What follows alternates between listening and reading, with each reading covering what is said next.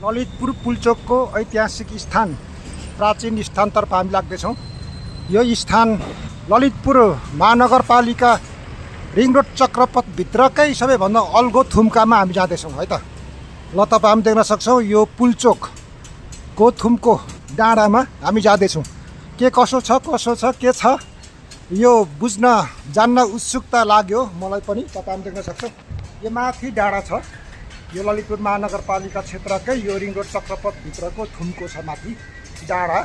त्यो डाँडामा के छ कसो छ हेरौँ है। तपाईँ हामी देख्न सक्छौँ। यहाँहरूको पनि जिज्ञासा कौतूहलता मेटाउने कोसिस गर्दैछु र तपाईँ हामी देख्न सक्छौँ यहाँ यसरी यहाँको अवलोकन गर्दै भिजिट गर्दै जाउँ। यो पुल्चोकभित्रको बजार हो। ल तपाईँ हामी देख्न सक्छौँ यो बजार यसरी फैलिएको छ र तपाईँ हामी देख्न सक्छौँ बजारभित्रका घरहरू। यतापट्टि तपाईँ हामी देख्न सक्छौँ एउटा पाटी छ फल्चा पुल्चोक लाछी भनिएको छ। ल यसरी हामी जान्छौँ पुल्चोक लाछी हुँदै हामी मासतिर जान्छौँ। डाँडातिर जाने बाटो चाहिँ कता रहेछ हौ? यहाँ माथि डाँडामा जाने बाटो कता हजुर? यतै बाटो हो। ल डाँडातिर जाने बाटो यही रहेछ। अब यसरी जान्छौँ हामी। ल हेर्नुहोस् यहाँभित्रको बजारभित्र गल्ली गल्लीको बजारहरू हामी अवलोकन गर्दै जाँदैछौँ है। ल यो माथि डाँडा छ।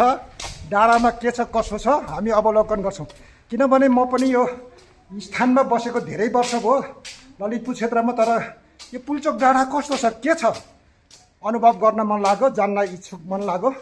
कस्तो छ के छ हामी यो स्थानको अवलोकन गरौँ, बुझौँ, जानकारी लिउँ है त। ल यस्तो छ यहाँ सिँढी पनि रहेछ। केही न केही चाहिँ माथि छ भन्ने बुझिन्छ। यसरी हेर्दाखेरि यो सिँढीहरू हेर्दाखेरि जाने ठाउँ छ। त्यसैले के छ कसो छ हामी अवलोकन गर्छौँ।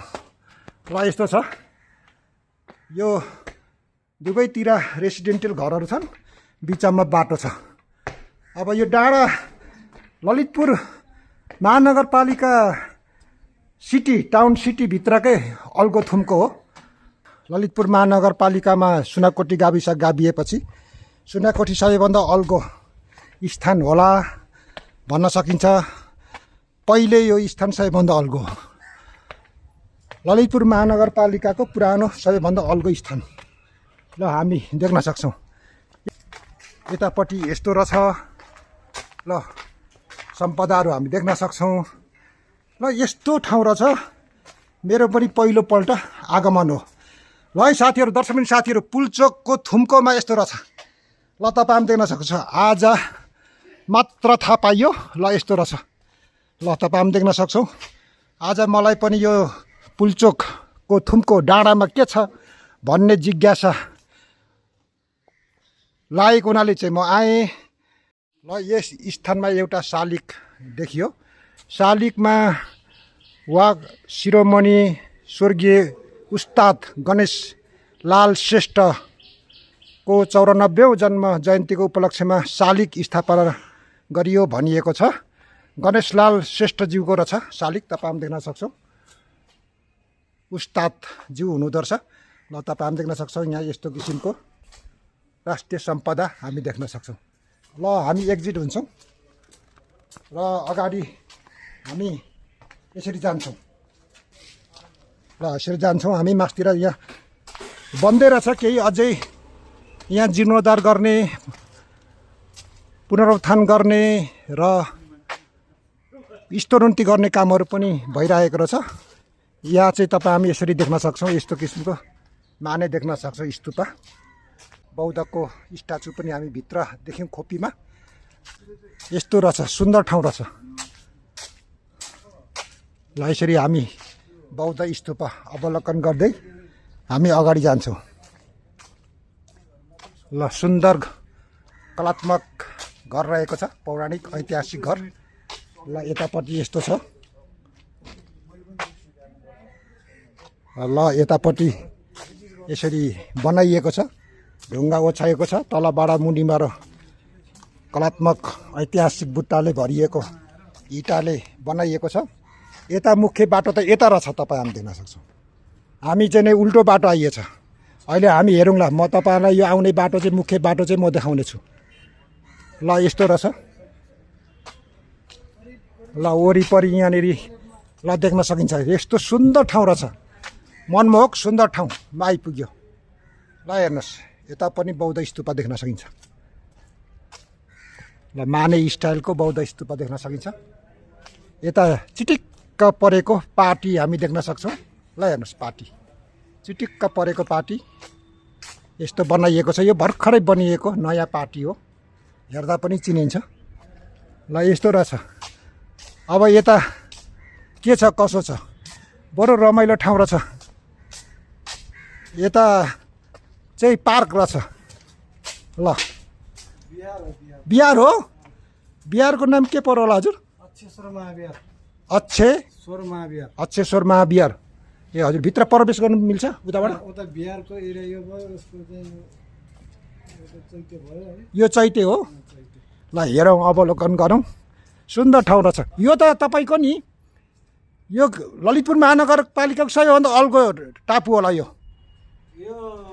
पहिला काठमाडौँ दह हुँदाखेरि नडुबेको ठाउँ काठमाडौँ दह हुँदाखेरि काठमाडौँ पोखरी हुँदाखेरि नडुबेको ठाउँ ए भनेपछि त यो काठमाडौँको सबैभन्दा अल्गो होइन नडुबेको यत्रो पहाडहरू छन् तर जे होस् नि यो बिचको चाहिँ अल्गो ठाउँ रहेछ ललितपुर महानगरपालिकाको त सबैभन्दा अल्गो थुम्को रहेछ यो ल तपाईँ कन्फर्म हुनुभयो हो नि त होइन ल हो ल धन्यवाद ल यस्तो छ हामी देख्न सक्छौँ गौतम बुद्धले प्रतिपादित गरेको विभिन्न बौद्धनाथहरू चैत्य स्तूपहरू हामी देख्न सक्छौँ यस्तो किसिमको यहाँ सुन्दर बनाइएको रहेछ भने फर्क्यौँ हामी एक्जिट भयौँ हामी यहाँ हेर्दै अवलोकन गर्दै हामी एक्जिट हुँदैछौँ अब यता फेरि अरू यस क्षेत्रको सम्पूर्ण अवलोकन गरौँ है ल यसरी म निहुरेर निस्केँ ल हामी देख्न सक्छौँ यहाँ अगाडि एउटा ढोका छ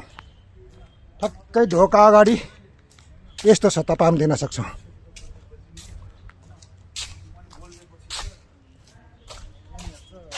ल यसरी प्रवेश गर्न सकिन्छ ल हामी यसरी यो कलात्मक ऐतिहासिक पेगोडा शैलीमा बनाइएको महाविहार हामी अवलोकन गर्छौँ महाविहारको अगाडिको मुख्य गेट यस्तो किसिमको छ यो कलात्मक किसिमले बुट्टेदार काठबाट बनाइएको ढोका रहेछ भने ल हामी देख्न सक्छौँ यसरी भित्र प्रवेश गर्दै गर्दा यहाँ विभिन्न अभिलेखहरू देख्न सक्छौँ र यो अक्षेश्वर महाविहार हामी यसरी देख्छौँ यहाँ अक्षेश्वर महाविहार रहेछ आज दर्शन गर्न पाइयो ल हामी देख्न सक्छौँ अक्षेश्वर महाविहार यस्तो किसिमको सुन्दर कलात्मक ऐतिहासिक पर्यटकीय स्थल रहेको छ ल हामी देख्न सक्छौँ ल अवलोकन गरौँ साथीहरू कस्तो लाग्यो ल ऐतिहासिक पर्यटकीय र यो वीरेन्द्र शाहदेवबाट उद्घाटन गरेर यस महाविहारको 2045 साल वैशाख 27 गते निरीक्षण गर्नुभएको रहेछ राजा वीरेन्द्रबाट ल हामी देख्न सक्छौँ यस्तो किसिमको अभिलेखहरू पढ्दै म निस्केँ यस्तो रहेछ सुन्दर ठाउँ यो ललितपुर महानगरपालिका क्षेत्रकै सबैभन्दा अल्गो थुम्का काठमाडौँ उपत्यकामा पोखरी हुँदाखेरि यो नडुबेको ठाउँ र यो एउटा अर्को बाटो रहेछ हामी अघि अर्को बाटो उताबाट आयौँ भने यो बाटो पनि एउटा मुख्य बाटो रहेछ ल यसरी सिँढी भएर तलतिर झर्न सक्छौँ हामी अघि अर्कै बाटो आएको भने यो हामी फर्किँदा चाहिँ यो बाटो हामी निस्क्यौँ यो पनि एउटा मुख्य बाटो रहेछ हामी देख्न सक्छौँ हामी हेर्दै अगाडि बढौँ है यस्तो छ हामी अब यहाँ पुल्चोकको मुख्य बाटो पुग्छौँ हामी ल हामी देख्न सक्छौँ यहाँ भित्री बजार अब हामी मेन बाटोमा हामी पुग्नै लागेको अवस्था छ ल हामी देख्न सक्छौँ आज यो ललितपुर महानगरपालिका क्षेत्रमा रहेको अक्षेश्वर महाविहार क्षेत्र जुन पुल्चोकको सबैभन्दा अल्गो टापु यो ललितपुर महानगरपालिका क्षेत्रभित्रकै अल्गो थुम्का टापुमा हामी आज अवलोकन गरेर फर्किँदैछौँ जुन टापु पहिले यो काठमाडौँ कान्तिपुर उपत्यका पोखरी हुँदा दह हुँदाखेरि नडुबेको ठाउँ भनिएको छ ल हामी देख्न सक्छौँ यो पहिले कान्तिपुर काठमाडौँ उपत्यकामा दह पोखरी हुँदा नडुबेको ठाउँ यो स्थान टापुमा हामी माथि पुगेर हामी फर्किँदैछौँ। स्तुपा हामी देख्न सक्छौँ, यतापट्टि पुलचोकमा रहेको स्तुपा हामी देख्न सक्छौँ। स्तुपासँगै यहाँ मेन ढोका पनि बनाइएको रहेछ। हामीले अघि यहाँ हेर्न विचार पुर्याउन सकिनँ रहेछौँ। यो एउटा गेट देख्न सकिन्छ। यहाँ प्रवेशद्वार मुख्यद्वार चाहिँ यो स्थानमा रहेछ है, तपाईँ देख्न सक्छौँ। ल यहाँ देख्न सकिन्छ पारिपट्टि लबिम मल। ल हामी देख्न सक्छौँ भने ललितपुर महानगरपालिका कार्यालय अगाडि रहेको छ र यो मुख्य पुलचोकको हाइवे र माथिबाट पुलचोकको पुल, आकाशे पुल देख्न सक्छौँ भने यहाँ तपाईँ देख्न सक्छौँ। यहाँ लेखिएको रहेछ अक्षेश्वर महाविहार भनेर लेखिएको छ। ल तपाईँ हामी देख्न सक्छौँ अक्षेश्वर महाविहार प्रवेशद्वार लेखिएको रहेछ। थाहा नभएर याद नगरेर साथी हो, सरी माफ गर्नु होला। अक्षेश्वर महाविहार गल्ली भनिएको छ यो बाटो, यसरी गल्ली भनेर लेखिएको पनि छ। ल यस्तो रहेछ यहाँ यो ललितपुरमा बसेर मलाई पनि याद नगरेको ठाउँ आज याद गरियो। यो पुलचोक सबैभन्दा अल्गो टापु भूमिका भएको हुनाले मलाई पनि प्रवेश गर्न जिज्ञासा कौतूहलता जागेको हुनाले म प्रवेश गरेँ। यहाँहरूलाई पनि जिज्ञासा कौतूहलता मेटाउने पक्कै पनि प्रयास भयो होला। ल यस्तो रहेछ पुलचोकको अल्गो टापु र ललितपुर महानगरपालिका क्षेत्रकै सबैभन्दा अल्गो ठाउँ। र यो काठमाडौँमा दह हुँदा, काठमाडौँमा पोखरी हुँदा परापूर्वकालमा नडुबेको ठाउँ थुम्कामा हामी पुगेर फर्क्यौँ।